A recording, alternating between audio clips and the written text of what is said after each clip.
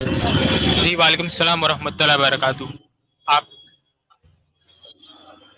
جی میری آواز آ جی رہی الحمد للہ، جی آپ کی آواز آ رہی ہے. ہے؟ جی وہ سوال بہت کیا جاتا ہے کہ اللہ کو نا مطلب وہ قرآن میں نہ صرف نہ وہی فروٹس کے نام لیے اور اینیملس کے نام لیے جو عرب کے اندر ہے، اس کے باہر کے نام ہی نہیں لیے.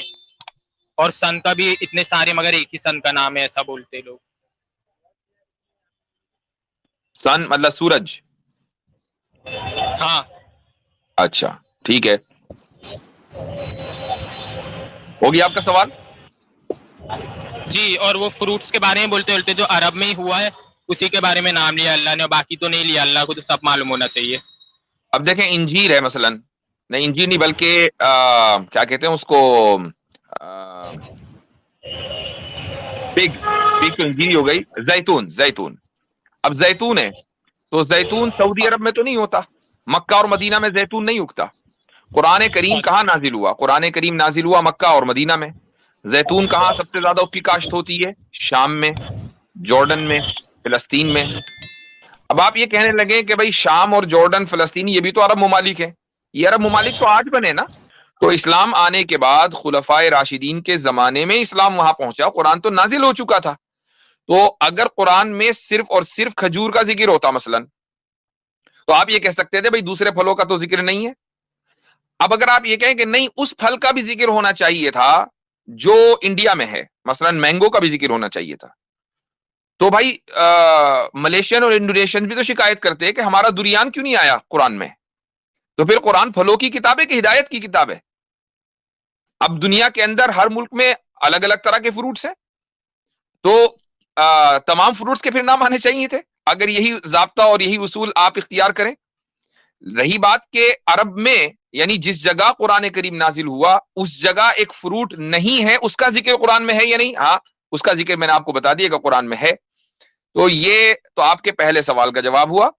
دوسرے سوال کا جواب یہ ہوا کہ اللہ تعالیٰ یہ فرماتا ہے قرآن میں جگہ جگہ کہ اس نے سورج اور چاند پیدا کیے ہیں. خلق الشمس والقمر، اس نے سورج اور چاند پیدا کیے ہیں.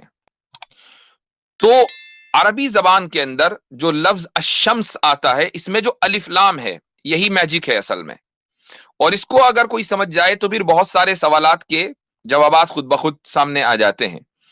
الف لام کا استعمال کبھی کسی ایک چیز کو، متعینہ چیز کو بیان کرنے کے لیے ہوتا ہے. مثلا میں یہ کہوں الرجل، the man، ذالک الرجل، that man، وہ آدمی، تو میں صرف ایک پرٹیکولر بندے کے بارے میں بات کر رہا ہوں اور اس میں نے الف لام ال جو پارٹیکل آف ڈیفینٹنس ہے وہ میں نے ایڈ کیا.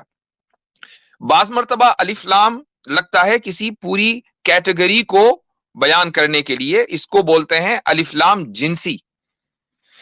جیسے ہم یہ کہیں ان الانسان لفی خسر، انسان خسارے میں ہے. اب کون سا انسان خسارے میں ہے؟ کیا وائٹ ہیومن، کہ بلیک ہیومن، کہ براؤن ہیومن، کہ ایشین، کہ یورپین، کہ امریکن؟ کون سا انسان خسارے میں ہے؟ اللہ نے کہا سارے انسان خسارے میں ہیں سوائے اس کے الا الذین آمنوا وعملوا الصالحات. ٹھیک ہے، تو یہاں پر جو الف لام ہے وہ پوری کیٹیگری کو بیان کرنے کے لیے آیا ہے. ایسے ہی جب اللہ تعالیٰ یہ کہتا ہے کہ اس نے چاند اور سورج پیدا کیے، اور قرآن میں جو لفظ ہے وہ الشمس ہے الف لام کے ساتھ، والقمر ہے الف لام کے ساتھ، تو اس میں تمام کے تمام چاند اور تمام کے تمام سورج خود بخود آ گئے، اگرچہ لفظ سنگولر ہے. یہ عربی زبان کی بیوٹی ہے.